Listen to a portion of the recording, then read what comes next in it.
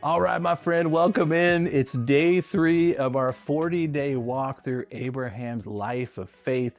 And today, man, we're hitting into the meat of it after some backstory, day 1, day 2. We're starting to get a little insight into maybe Abraham's thinking, his mindset, and then this epic choice he faces today of whether he will stay with a family that's deeply interwoven and loves each other, maybe even a little codependently loves each other, or will he step into the adventure God's inviting him into? It's day 3. I've got my reading guide open here. We're taking a look at Genesis 11:27 through 12:9. I'm going to read and then we'll react. I'll share my red, yellow, greens, and then you'll have a chance to share yours too.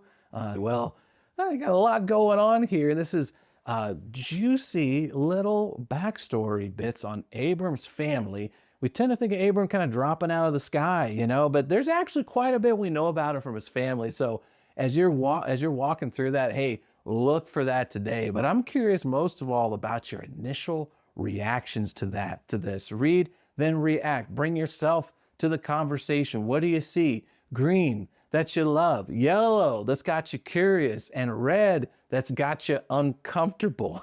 All right. Well, hey, I'll kick things off for me, and then you can add yours as well here in a minute. I'm just saying here, hey, something I'm not super fond of is I'm taking a look.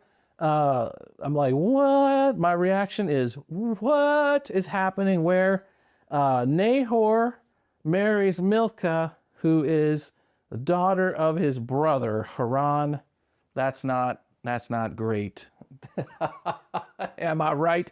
Now I know, I happen to know there's some culture things behind that where that's not unusual for the time, but I'm still going, not great. That could easily distract me from other things that are happening here that are amazing. Let's take a look at the yellows.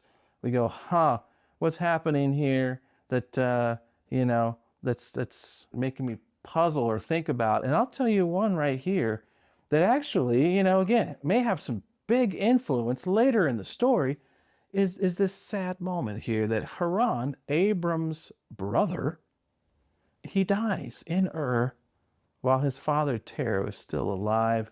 First, I mean, just what a heartbreaking tragedy. I mean, to lose a child for Terah, that's Abram's dad, it's got to be, that's a life-changing tragedy, right?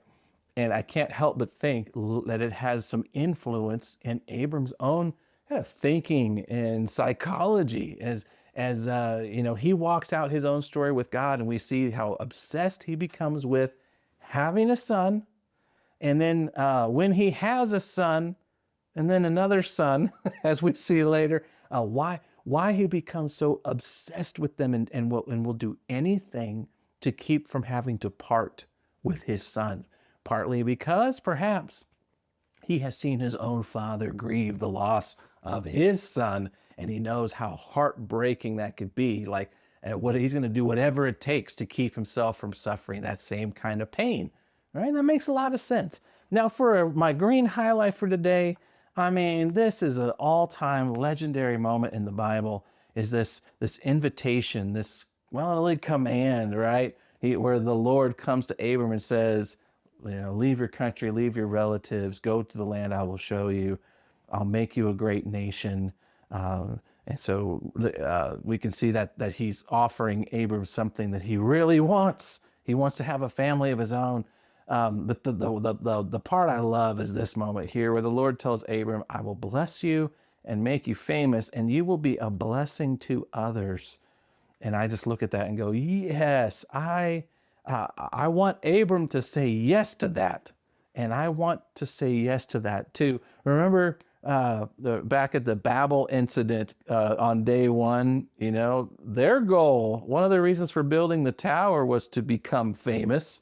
And in this case, fame apparently is not the issue there, as we talked about, because here the Lord is offering to make Abram famous, right? Maybe the difference here being at Babel, they're trying to make themselves famous by stacking a bunch of mud bricks together. And here it's the Lord offering to make Abram famous. So it's the source of the fame, the reason behind it is something very different from Babel. But that drive to be famous and to leave a legacy, to make a name for yourself and to be known to future generations, that's something that God encourages in Abram. It's not a bad thing, it's a good thing.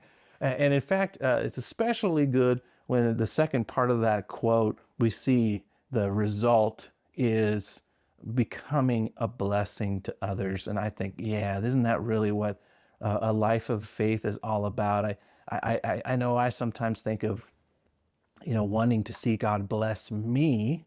If I, if do the right things, make the right choices, it results in a life where, God kind of gives me the nod and says, you're doing a good job, so I'll take care of you, but God's offering Abram something different here. Yeah, Abram is going to enjoy God's blessing, but the goal of it all, the end result of it all is that he's going to be a blessing to others. Abram is blessed to be a blessing. In fact, the end of the Lord's kind of promise to Abram here, he underscores it a second time where he says here, all the families of the earth will be blessed through you. That's the end result. That's the end goal.